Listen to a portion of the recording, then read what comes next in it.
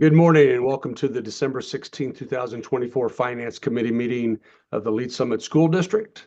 We'll begin with item 1.01, contracts $15,000 and less.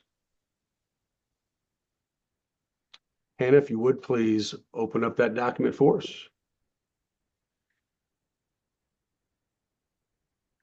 Fairly standard for this time of year. You'll notice some holiday season type events. There are a number of contracts, terms, and agreements on here that have no cost at all to the school district. They're memos of understanding or other agreements that we have with individuals or agencies where we are updating our terms and conditions with them. Are there any questions about any items that are on this list?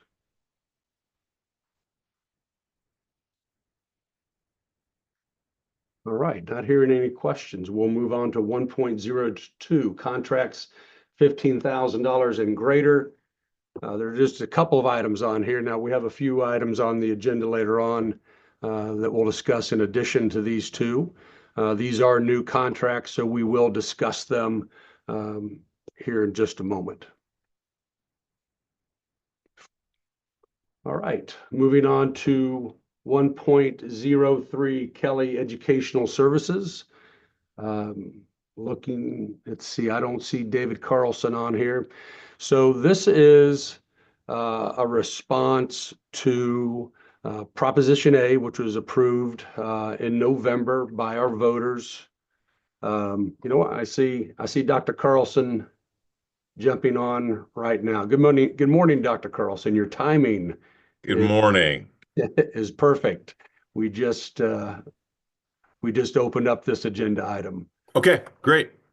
So as you can see with the vote on Prop A in November, we do have some revisions that need to be made with our Kelly Services agreement. They are there. The new minimum wage on January 1st is going to be $13.75, and this will allow us in our partnership with Kelly Services to comply with that. Happy to answer any questions you might have. None here, Dr. Carlson.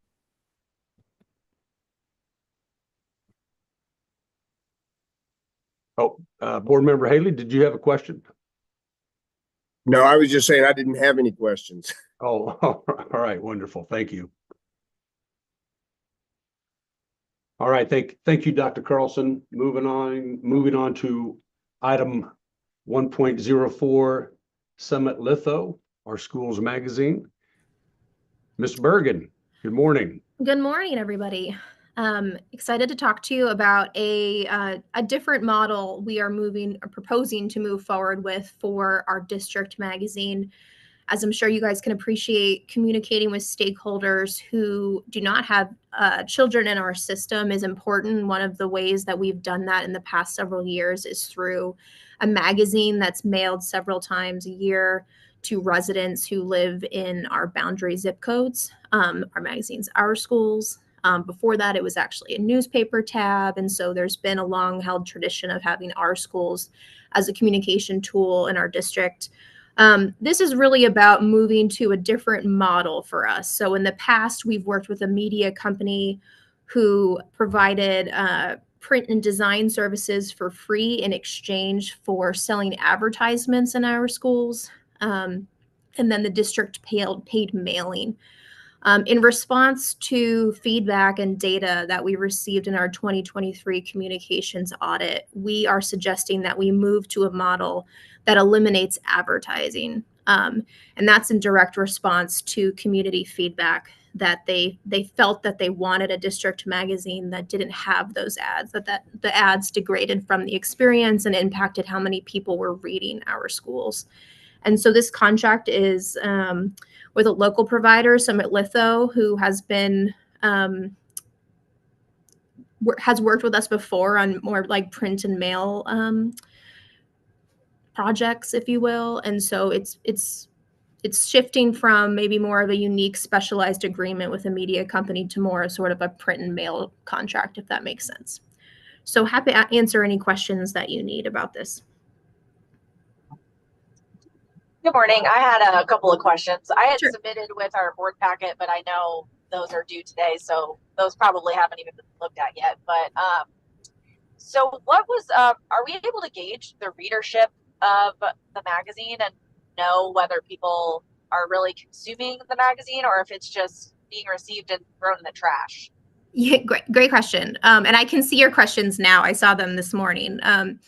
Board member Eslick. So we can't audit exactly who reads it, or we have not audited. That would require a very special survey to just the addresses we're sending. However, like I said, we did bring it up in our communications audit survey, which has those scientifically generalizable results. And so the feedback that we got from our audit was that our schools is no longer a top source of information for the district when it comes to stakeholders seeking district information, which is interesting because in 2018, it was one of the top. So somewhere between 2018 and 2023, between those two audits, it went from being a top source of information to a lower source of information.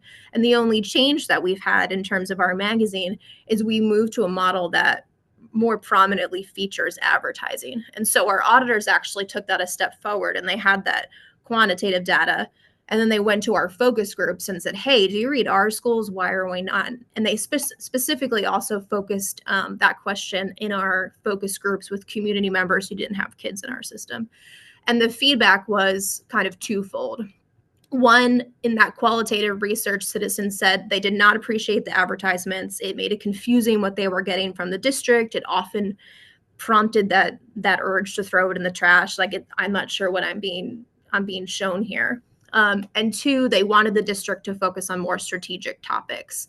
So if they were going to read it, they wanted to dive into something more hearty and more strategic and not have like a long list of they didn't want it to be a PR machine, if that makes sense. And so those two feedback pieces were really helpful for us. And it made us realize that it'd be worth considering a model that doesn't feature advertising so heavily, knowing that we are very much in control of the content that we can push out. So I would just say generally the model that we're trying to embrace is that quality, not quantity approach, so that if we are sending a magazine, which is costly and time intensive, we know that it's something that folks are going to appreciate and take the time to read. Okay. Well, that somewhat sort of answers the other question that I had in there regarding advertising. So what was the cost to us before when the cost was essentially offset with advertising? Yep. What was the cost of the district? It was about $12,000 per issue, and we sent it 5 times a year, and that would have primarily been for mailing.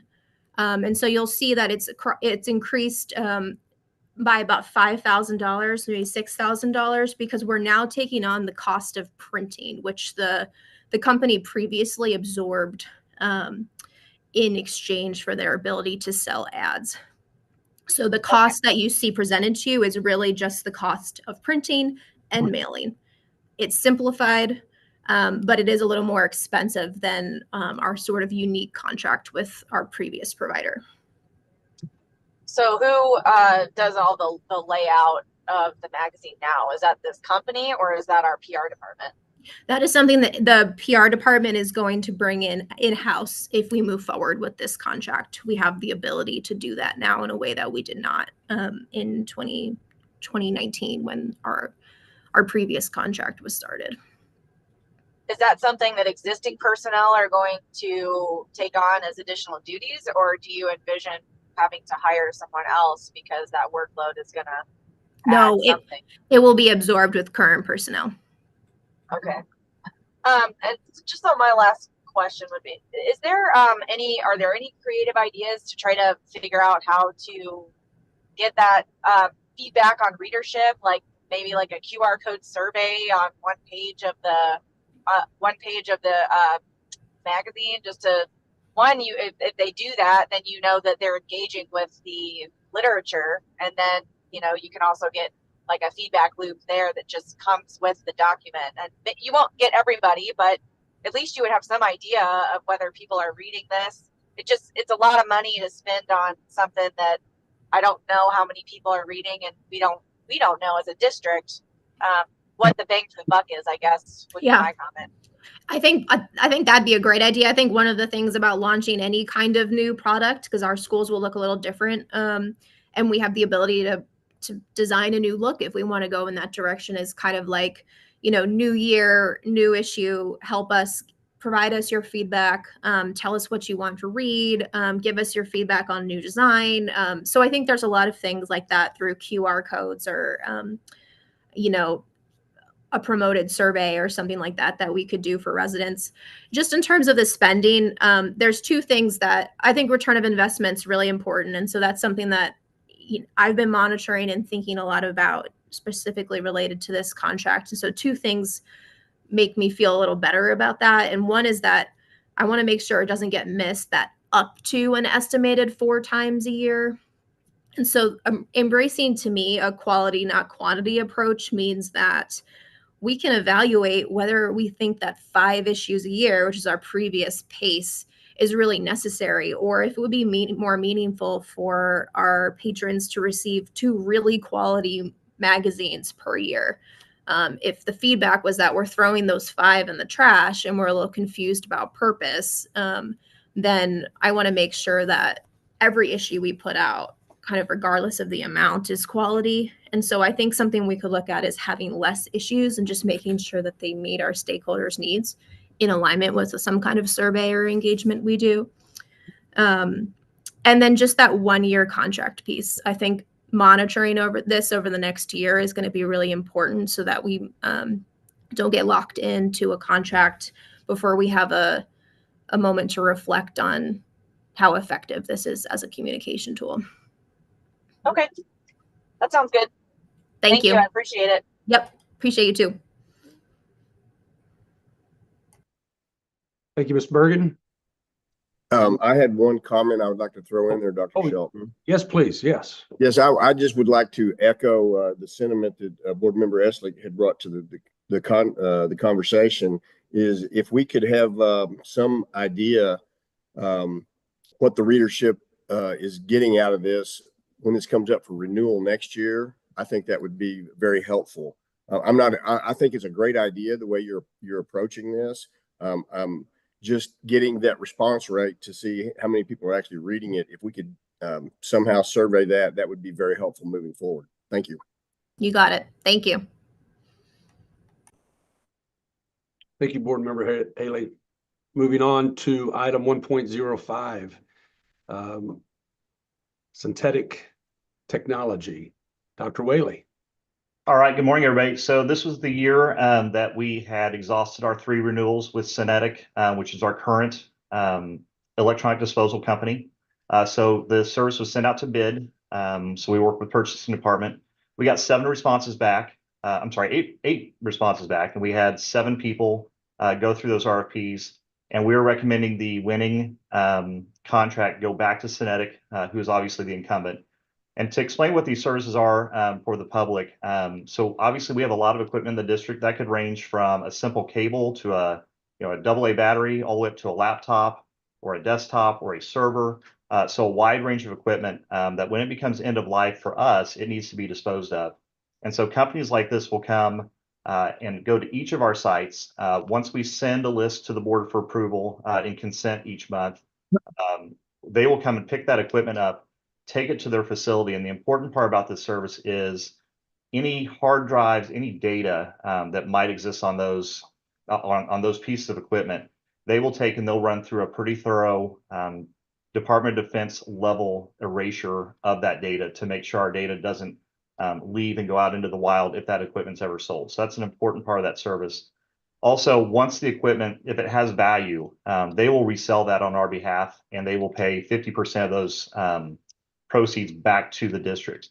So what that does for us is it helps offset the times where the equipment does cost us to dispose of it. So for instance, if we had say a broken flat panel monitor, that might cost us $10 to dispose of. However, if we had 4 flat panel monitors that had value and they sold them, they would offset those disposal costs.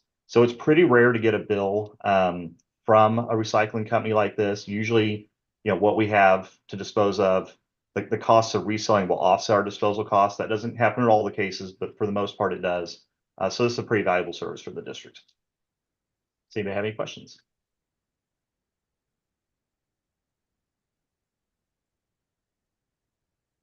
All right, thank you. Dr. Whaley, thank you. Moving on to 1.06 music insurance renewal. This is an annual renewal. We have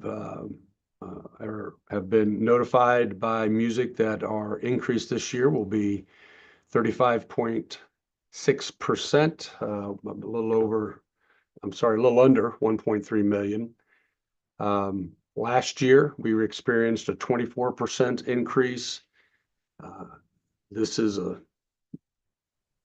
which want to acknowledge this is a large increase. Last year was a large increase. The industry has experienced, as you know, has been well publicized, a lot of claims throughout the nation, as well as music, specifically here in the state of Missouri. So this is something they have been forecasting since last May, that this type of increase was coming. So we bring this before you today. Do you have any questions? I have one question, Dr. Shelton. Yes, sir. The number of claims that we file year to year, do we track that, and how does that compare year over year? And does that have what impact does that have on the price increase of our premiums? Good question, Board Member Haley. So yes, we do track those. Our number of claims have still they've from a property side have increased a little bit. Of course, we've had a huge uptick in weather-related events here in Missouri. We do track those year to year. The problem is a lot of what we are experiencing is cost of replacement, inflation, cost of goods. Those costs have really increased. So our monetary value of a claim is going up.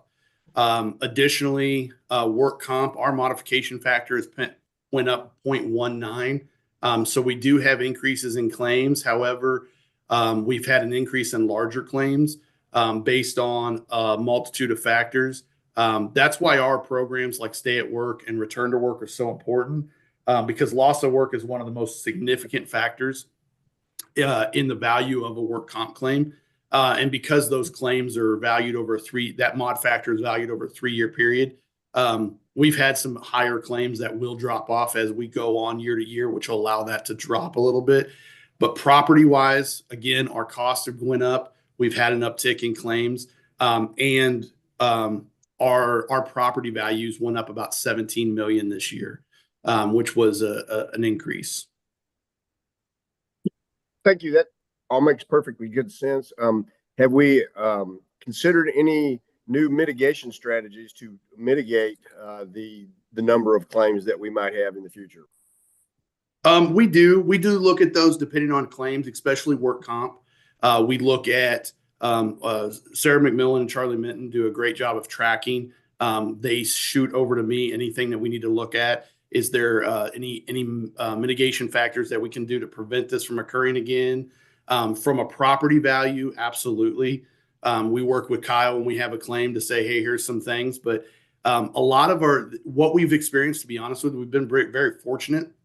A lot of our claims have been very minimal cost-wise, and they've been usually outer buildings, or last year we had a lot of incidences because of the freeze that we got. However, those incidences have remained small. So yes, we do.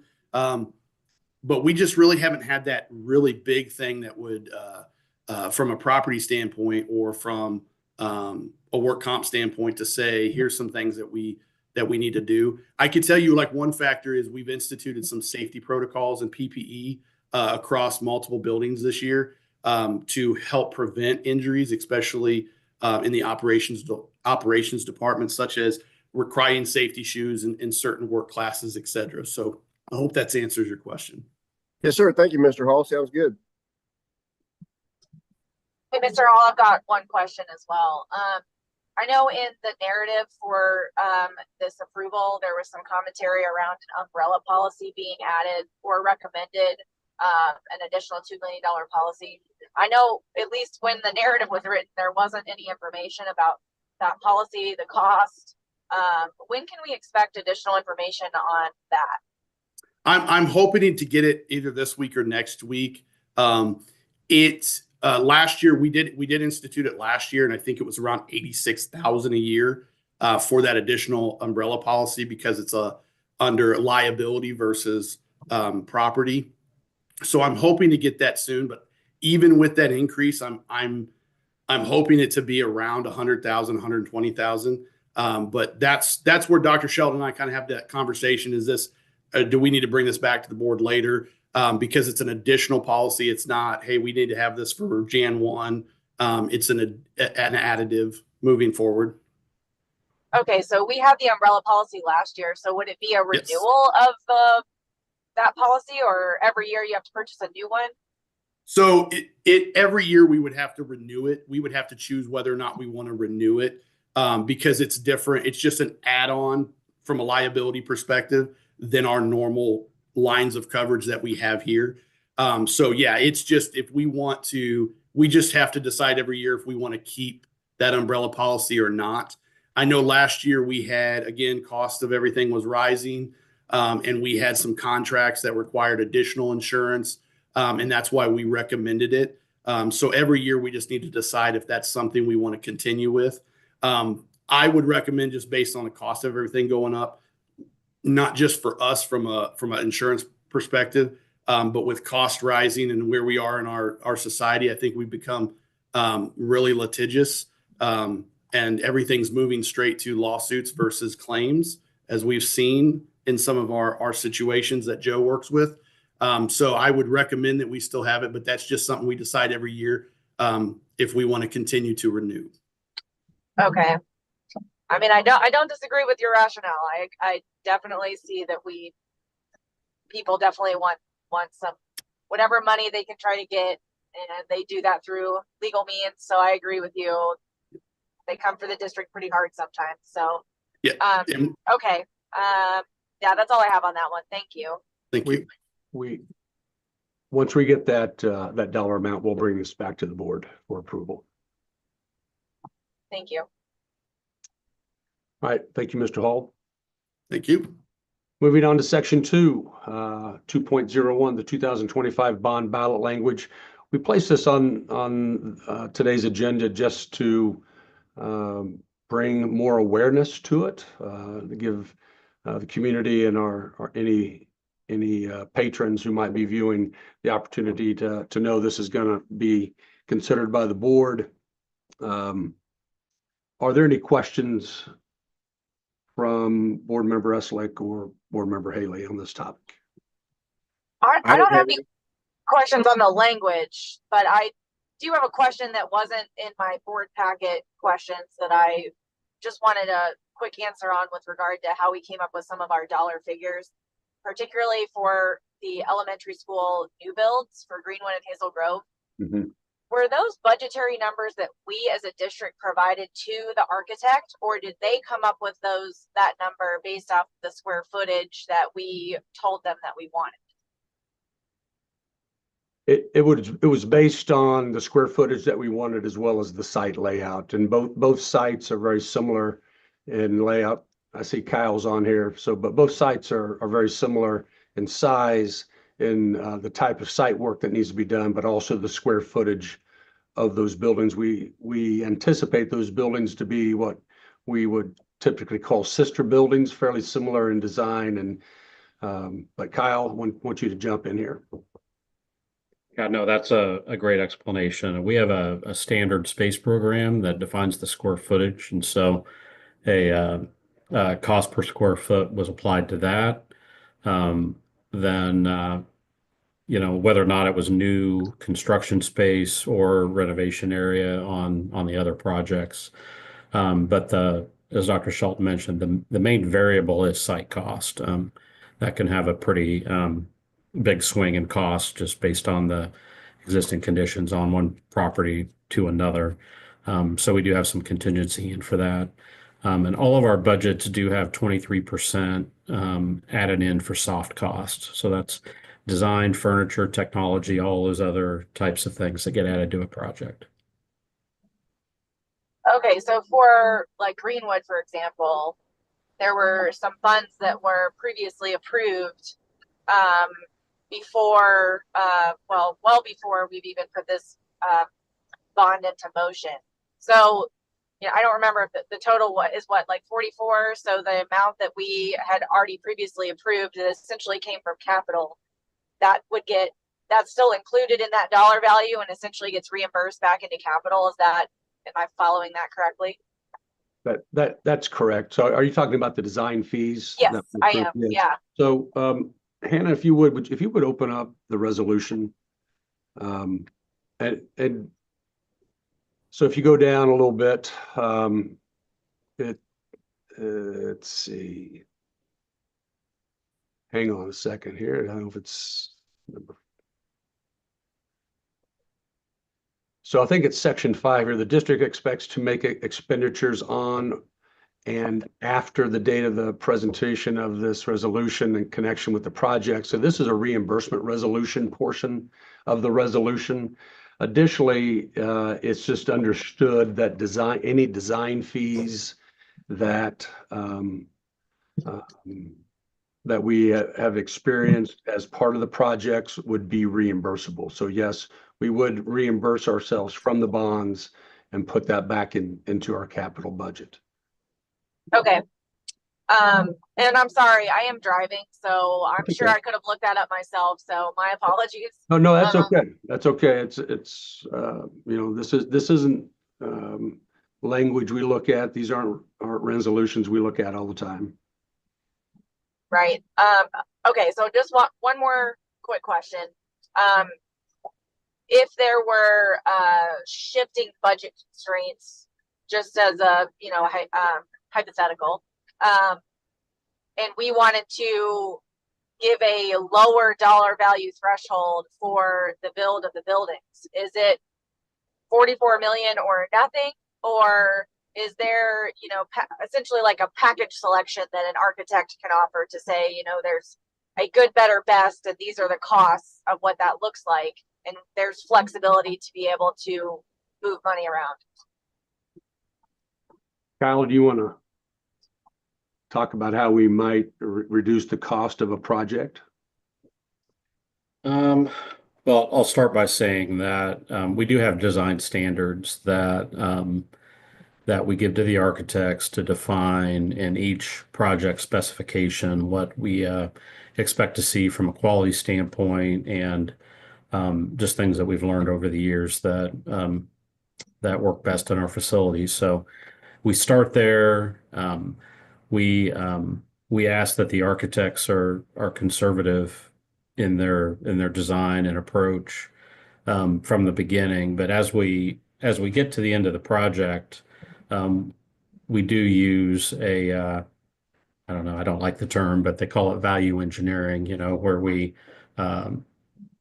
will look for items and look for areas in the cost estimates that come back that we could, save money on. And we will be bringing a pre-bond consultant to the board in the next month or two to help us with that process. So this will be a third party that helps look for those economies and ways that you can be as efficient as possible with finishes, building systems, and that type of thing. Okay, thank you. And we would hope with a new build, estimates would be a little closer than maybe a renovation new build. As you know, with a renovation, you never know what you're going to get into. Those change orders are much more frequent when you have a renovation. As you know, I'll go as an example, at least I'm in high school. The number of change orders we had there were significant, but that was a major renovation. You would hope on a new build like East Trails Middle School that there wouldn't be many change orders, many unknowns that happen. So right. We would hope that number would be a little tighter on a new build than a renovation. Right. The only thing I just want to make a comment about is as we're moving forward with the design of Hazel Grove and Greenwood, and since Dr. Shelton, you and I have talked about this, but not in a public facing space, I just want to make sure that it's out there that as we're looking at these buildings, we're building them so that in the future, if there needs to be an addition, that we are considering that in the design and layout of the lot and how the building is situated, and we're making sure that if we need to add an extension wing and some additional classrooms or whatever the needs may be, that we're considering that in the design phase of this, essentially as like a phase 1 and phase 2 if the building needs it. And the building plans are already there and ready to execute. That way we're not having to try and hodgepodge buildings that were never meant to be expanded and trying to expand them. Yeah, in the event we needed to go from a 4-section to a 5-section, or if we needed to add a wing, exactly. So, yeah. As Kyle and I move forward with our architects and our design, we'll ensure that the site layout as well as the building would accommodate an addition if needed. Yep. Yep. Additions are definitely less expensive than building all new buildings. So if we can try to make sure we're prepared for that, I think that would be really wise for future planning. So thank you. Great. Thank you. All right, moving on to item 2.02, same purpose here. Just wanted to give this some time for our public to see this resolution for Prop C. It's pretty straightforward, just a full waiver of the Prop C for the purpose of improving staff salaries. Are there any questions on this topic? I'll ask one of my questions that was actually submitted in the board packet. Hopefully somebody on the call knows the answer, but so it was referenced in our work session by another board member that their personal rationale for wanting to support Prop C was to provide salary increases in light of the budget, the administrative recommendation budget not being approved.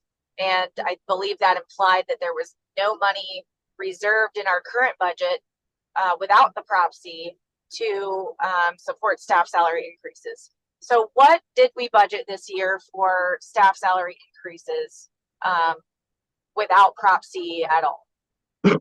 So we have given Team Lee Summit about $6 million to determine how they want to allocate towards staff salary improvements for next year, for the 25-26 fiscal year. That dollar amount was estimated, prior to setting the levy of about $8 million, 7.5 million that we would have given Team Lee Summit. So there was an adjustment. There was an adjustment down from what we anticipated allocating toward staff salary improvements, but definitely $6 million is a significant amount of money to allocate toward staff salary and benefits.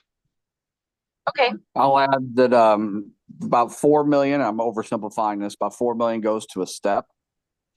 So it's about probably around 6 million. If they did it equally across everything, would be an average of about 3.75% increase for next year. Okay, thank you. All right, thank you. I just wanted to give a little bit of time to both of those ballot language resolutions. Moving on to 2.03, the 23-24 audit. And I'll turn over to Mr. Holder. Yes, good morning, everyone. The 2023-24 audit was primarily conducted the last week of September. That is the week that our auditors, KPM, CPAs, advisors are on site, and they spend about a week with us going through a lot of information, Part of the process, towards the end of June through September, we upload a lot of documents for them to begin the review. But then the on-site visiting our different departments occurs that last week of September. So when they left at the end of September, we had a good exit meeting, a good report, anticipated a clean audit. And so we were very pleased with the final draft that we received last week. And so that our 23-24 audit came back with an unmodified opinion, which is in audit speak, the cleanest opinion that you can have. That included a audit of federal programs related to our child nutrition services, as well as our IDEA funding, sometimes referred to also as Part B, and that's related to special education funding. Just a quick note, and I'm sure the auditor will probably mention this Thursday, but as we receive over $750,000 in awards from the federal government, which for us is a low bar, but for some districts in Missouri, they do not meet that threshold. But because of that, then we also go through the single audit process, and we submit that to the federal clearinghouse as well. And so when you have those programs evaluated as well, that's just an extra step that we as a larger district go through. And so in all those items, again, we're pleased that we did not have anything that needed to be restated, and we were able to receive that unmodified opinion.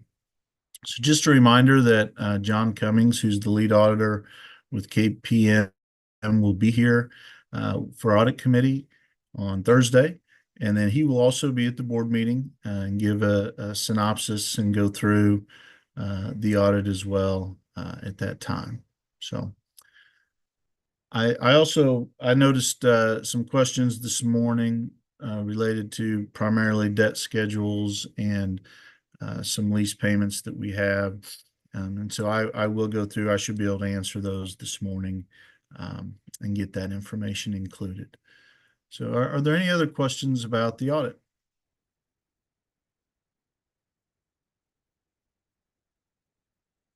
All right. The next item is our customary transfer of funds for November. That amount is $4,525,343.77 for November, which is a fairly typical amount, maybe even slightly lower than we see on a month-to-month basis. Any questions on the transfer of funds?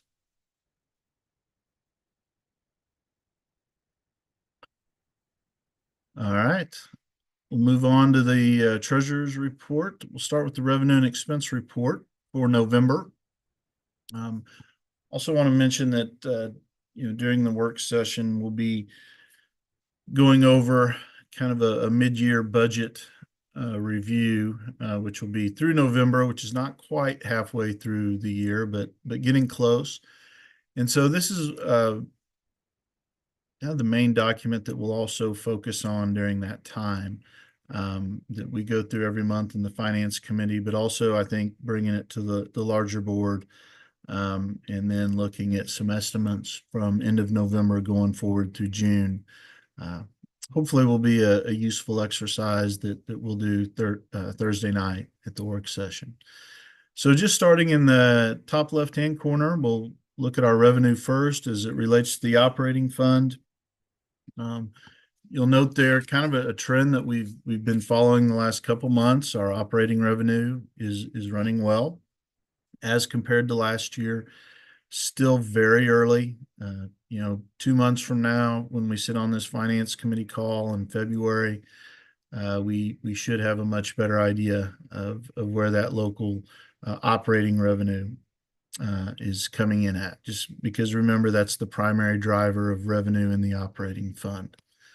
The special revenue fund on a percentage basis is a little bit below where we were, but again, a reminder, we will see that trend really through June. And then once we get to June, it should right size based on estimating ADA to receive that final payment from the state of Missouri in June. So, you know, we'll monitor that. It's at a level that we would anticipate.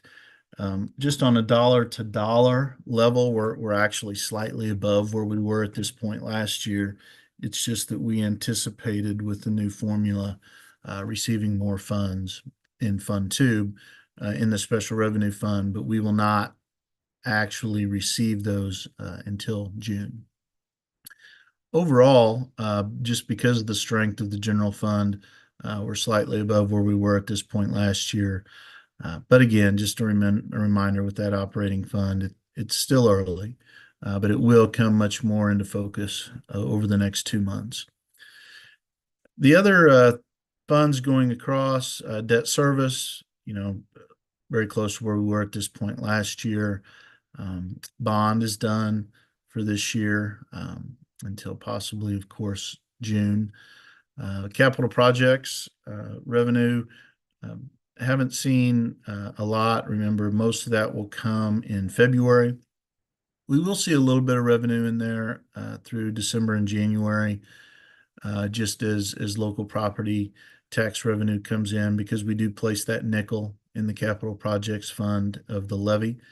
But the M&M surtax, which usually comes in February, will help bolster that as we move towards the end of the fiscal year. Nutrition services, again, running pretty well as a comparison to last year from a revenue standpoint. I do want to note as well, there's actually a little over $300,000 that we did not receive in November that we normally would. Occasionally, DESI, for whatever reason, is not able to remit that payment before the end of the month. And we're always a month behind with our nutrition services claims. So what we didn't receive was actually the October information that we submitted to the state. And normally you receive that by November 30th. We did not. And so we may receive October and November. We should definitely receive October this month. In fact, we had not received it as of Friday, which I was a little surprised by, but I would anticipate this week. And then hopefully they'll get back on track. Eventually they will catch up, you know, prior to the end of the fiscal year. But I just want to highlight that because actually our revenue should be a little bit stronger if we were on track in nutrition services, and we're still ahead of where we were at this point last year. Activity, you'll notice there, you know, that ebbs and flows a little bit throughout the year. Our revenues are a little bit ahead of expenses, but I thought it was interesting this year. One, how close we are in terms of revenues and expenses. And then if you look down at the bottom, the comparison, almost dollar for dollar where we were with where we ended November last year and where we, you know, are currently. Before and after school services, just want to highlight there, we continue to make excellent progress towards getting back to a revenue positive situation. We are just under $24,000 right now in the red. You can see that comparison to last year. We really continue to trend in a positive direction with before and after school services. And so we're hopeful December, with the way that Christmas falls and when we end, you know, that revenue sometimes doesn't get deposited till January, but I would certainly anticipate at our February Finance Committee meeting that we would end the year in a good situation and as of February and actually be back in the positive. Looking at expenses, we are trending, as I mentioned a couple weeks ago in a board update. Our operating fund really looks good as in comparison to last year, and where we were in November 23 compared to November 24. I think we're in a good situation there. Special revenue looks a little better.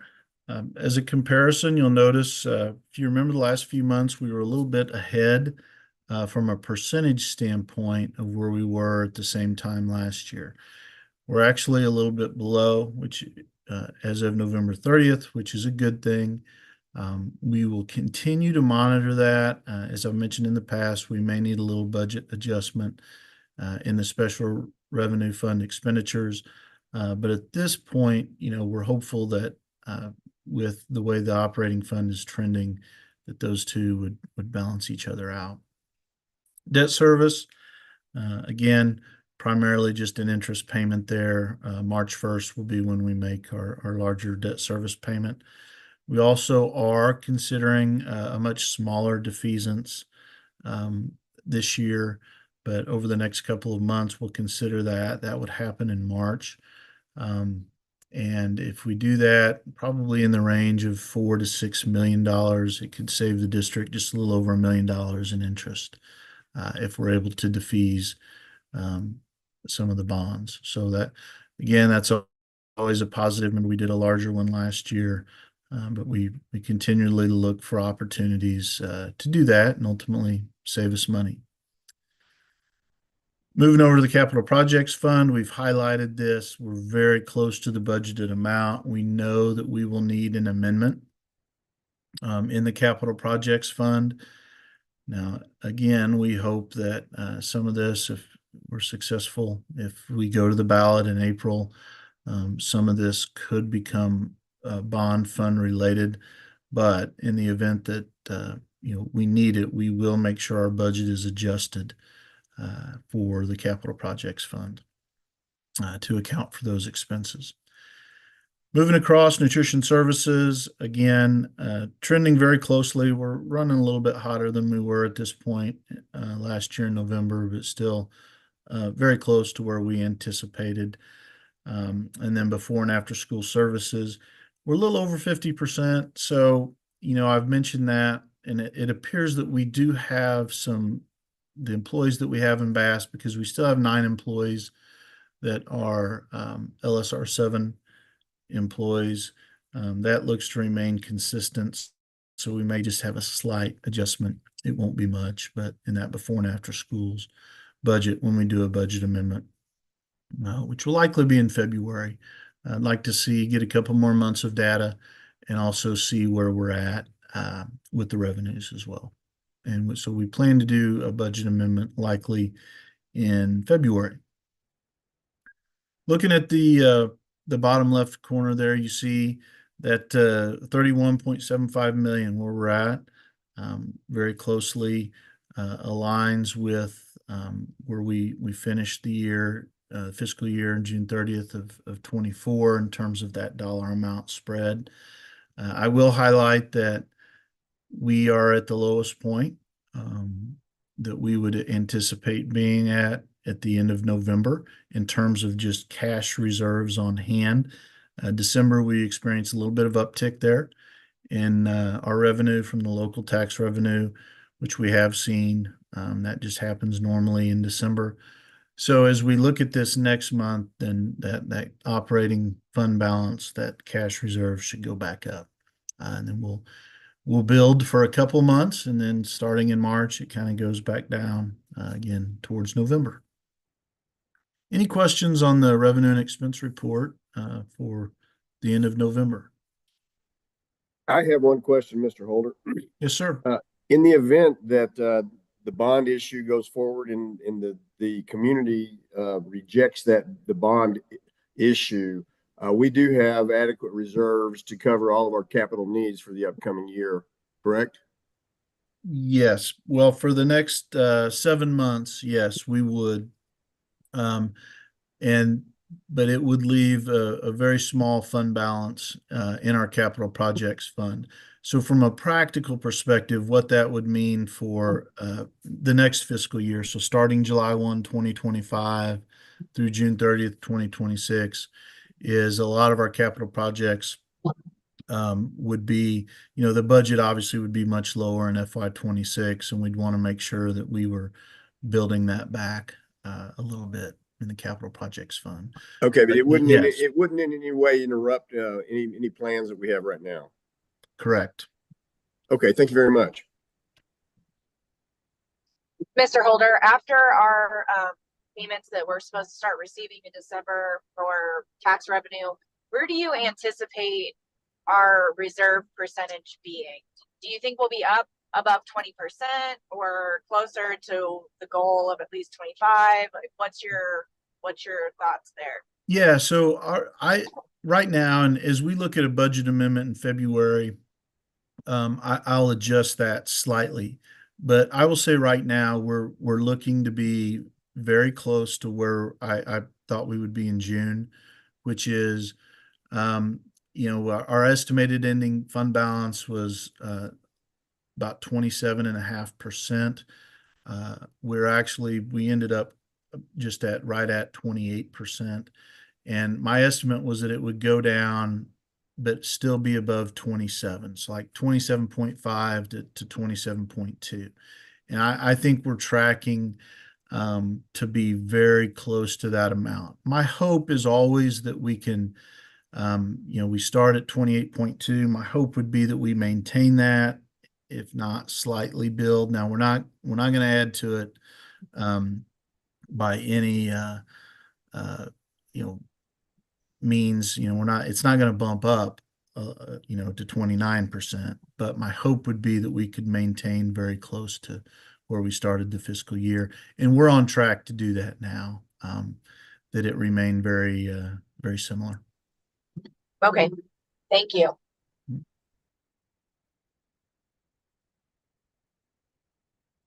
All right, we'll move on to the investment report. We continue to be in a situation where we are able to make investments for whether it be treasuries or CDs that are coming due. And we have several that are coming off in 2025. And all but one. We have that one CD hanging out there that expires on March 17th of 2025. We are not going to be able to get 5.2% again with the current interest rate environment, but we would certainly anticipate being able to get over 4 if we wanted to, or if we wanted to go out a little longer term between 3.5% and 4%. So, from a interest rate perspective, we're in a good situation there, and we'll likely continue to see as the investments that are coming off the next 6 months. We really anticipate keeping those investments with UBS and going out. We've been focused on the 2 to 3 year term because that's where we're a little bit light. But again, it's the unique situation of liquid funds are the highest rate of return right now. And even if you go out 90 days, it's a little bit lower interest rate. And then that just carries through all the way out to 1 year, 2 year, 3 year, 4 and 5 year terms. So, but overall, positive, and we're really kind of focusing on now is being able to position the district not just 3 to 6 months from now, but going out 2, 3, 4 years and getting that consistent rate. And if we can get that between 3.5%, 4%, that's a good investment return for us. Any questions on the investment report? All right, our last item is our balance sheet. And again, I will highlight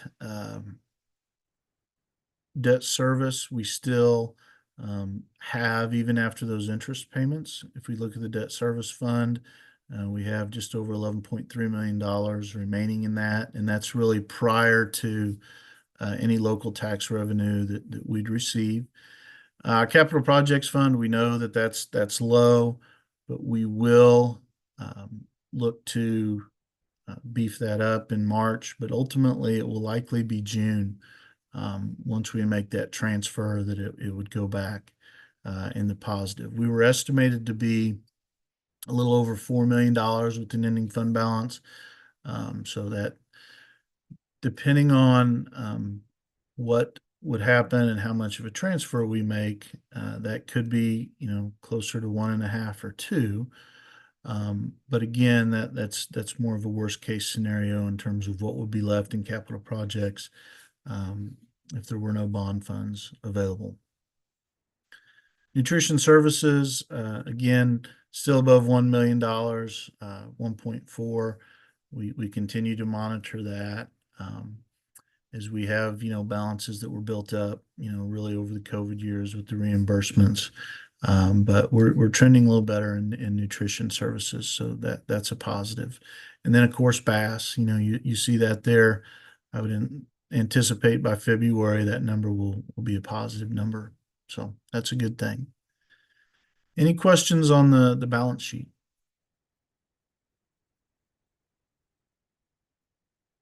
All right, thank you.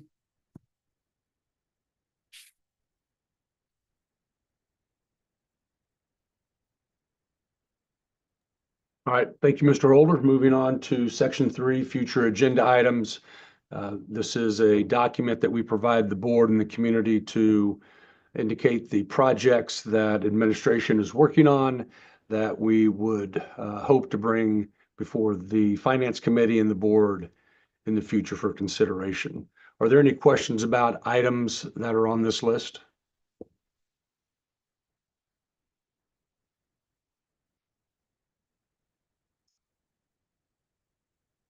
Right. Thank you. I do have one question for our board members. From time to time, we have questions about transparency and where can our community members find information.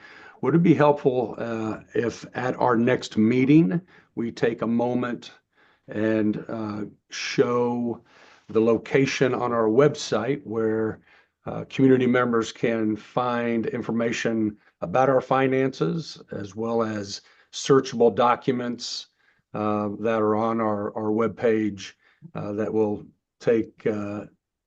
allow our community to see every dollar that's spent and where it's spent. And do you think that would be helpful? Well, I certainly don't think it would hurt. Sort of on that same topic, I'm not sure how I stumbled upon this, but I did stumble upon another district's website and how they highlighted information about their bond. And I'll look for it again. I'll have to send it to you because I don't know what we put out there public facing other than what's in board docs regarding bond initiatives that we are putting forward to the community. But this particular district had an entire subsection of their district finance website where they had all of the CAC documentation hung, all the meeting recordings, what the estimated debt service would look like with a new bond, with the current debt service, like everything was public facing and it was hung right on the website. So you didn't have to go through board docs and search. It was just there for the community. So I don't know if we currently do anything like that, but I would love to send that to you to take a look at and just see if that's something we might want to explore. Oh, thank you. I would love to take a look at it, and obviously we would want to provide, any and all information to our community that they would like to have, as well as make that very easy and accessible to them. So yeah, I would love to take a look at what you came across. My comment, Dr. Shelton, would pretty closely echo Board Member Eslick's. I think anything we can do to increase the transparency and the ease of the transparency, and quite frankly, I don't think board docs facilitates ease of use for the average community member. It does require a little bit of familiarization before it's comfortable getting around in it. So if we could have some kind of portal that gave them, a pretty good look at things, I think that would definitely be a good step in the right direction. Wonderful. Well, thank you for that feedback, and we will schedule just a little bit of time at our next finance committee meeting to run through our website, and as you mentioned, it does take you to board docs, but we will work on that part of the process as well. Well, thank you for your time today. That concludes our meeting. Have a great day. Very good. Thank you, Dr. Shelton. Thank you, Mr. Holder. Thank you, everyone. Thank you. Appreciate your time.